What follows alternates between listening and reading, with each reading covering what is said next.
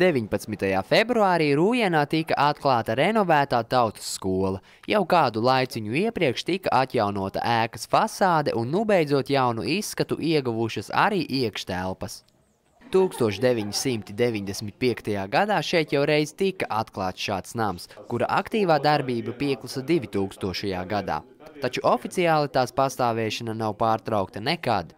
Telpās savu mājvietu atrada Rūjienas novada sporta skola, bet pēc tam ilgu laiku tām noteikta mērķa nebija, un tajās norisinājās dažādi kursi un nodarbības.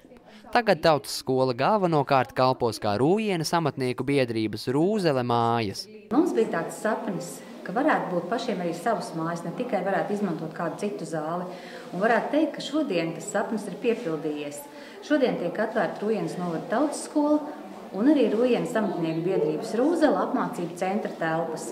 Amatnieku biedrība Rūzele nodarbojas pamatā ar rokdarbiem. Līdz ar to tautas skolas apmeklētājiem būs iespēja iemācīties daudzas jaunas un praktiskas iemaņas, jo telpas varēs izmantot dažne dažādākajām vajadzībām. Šeit ir pieejama nodarbība telpa, kuru var izmantot dažādas biedrības, dažādas interešu grupas, rīkojot savas sanākšanas, sapulces, nodarbības. Pieejama izstāžu zāle, kur pamatā izstādīsim Rūjienas novada amatnieku darbus. Ir pieejama arī virtuve, kur notiks dažādas kulinārijas nodarbības. Mācīsim cept maizīti, gatavot sieru. Un ir vēl izteikta vēlēšanās iemācīties skaisti uzklāt galdu. Ne visiem ir vienotas intereses. Citi grib apgūt rokdarbus, citi grib apgūt kulināriju, citi grib kalēju amatu apgūt, aušanas prasmes. Nu tad mēs esam šeit, lai palīdzētu cilvēkiem apgūt prasmes, kur viņi vēlas. Un bieži vien jau tie cilvēki paši pasaka priekšā, mēs gribam apgūt to un to.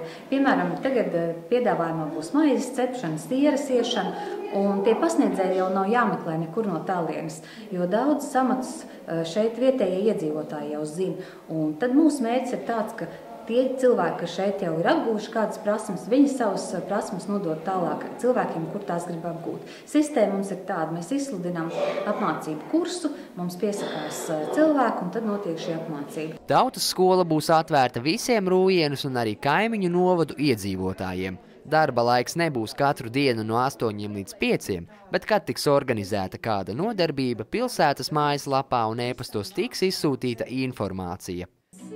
Arturs Gruzdiņš, Rūjienas televīzija.